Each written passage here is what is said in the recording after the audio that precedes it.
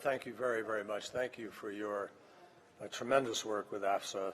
You never forget the folks who are on active duty or retired, and we're very grateful to you for that. Good afternoon to everybody. Thank you all for being here. Barbara has listed the names of all our distinguished guests. I just want to thank all of them for being here. I'm particularly grateful to the senior leadership of the State Department and to our ambassadors, emeritus. We're very appreciative that you came here to honor not just Stephen, but everybody whose name is on this plaque. Donna, and Brett, and Cameron, and Chris, and the entire Farley family, distinguished guests of the Farley family.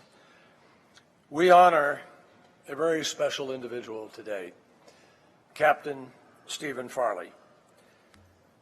He dedicated his life to defending our nation and to promoting our values, and he lost his life in a service to our country's ideals of justice and liberty for all when he was working in Iraq to deliver that to other people because he believed in that so deeply.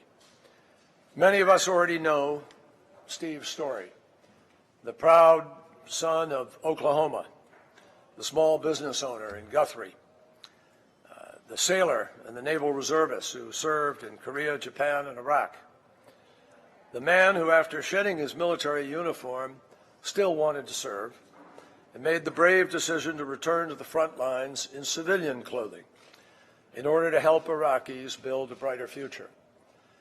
One friend said of Steve, he was the kind of a guy that when he walked into a crowd, he had this magnetic personality. You wanted to know what he was about. And for anyone who ever met Steve or heard his story, it wouldn't take long to see what his life was about in a world of service. Duty was literally in his blood. The descendant of a family whose members had served in every U.S. war since the American Revolution. And I had a moment back here before we met to meet with his dad, who was telling me about his service in Vietnam, his 2 tours of duty. So it is no surprise that Steve always answered the call, no matter what the request or how daunting the task. When the mayor of Guthrie needed a hand with a local event or a project, he could count on Steve to help.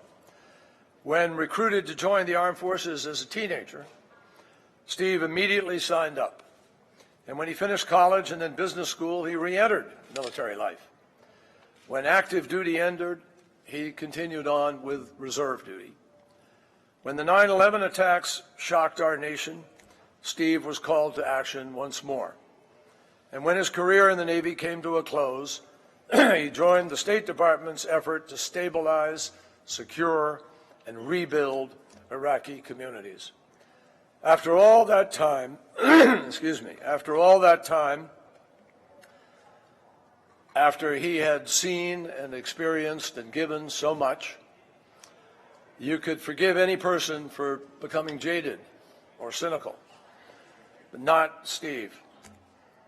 As he wrote to family and friends from Baghdad just months before his death, what matters is that these people only want for their families the things that every American wants for theirs: safety and security for loved ones, the opportunity to see children grow and learn to become adults, pursuing those things that give us peace with our God and a sense of reason for our existence. Such powerful words completely capture Steve's empathy and his optimism at the same time.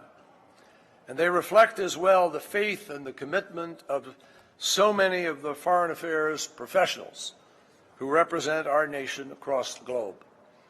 It is fitting that Steve should be remembered by what he did for others, by his selfless actions and his unyielding belief in the better angels of humanity. That's simply who he was. As another friend and fellow naval officer put it, he showed us how to live our lives, adding, sometimes when you meet someone, you don't realize that they're a hero. So public servant, friend, hero, beloved husband, father, brother, and son. This is what Steve Farley was all about. This is his legacy. And today his name has been carved into the marble of the State Department. Throughout his career, his deeds have been inscribed heretofore in the lives of the people that he met, in the difference that he made, the people he touched and helped. Now and always, his story is going to be etched in the hearts of all that knew him and who loved him. His heroism will continue to inspire everyone who carries forward the daily work of this department. President Kennedy famously said in his inaugural "Here on Earth, God's work must truly be our own." He took it to heart. May God bless his memory, the Farley family, the country Steve loved so much and served so well.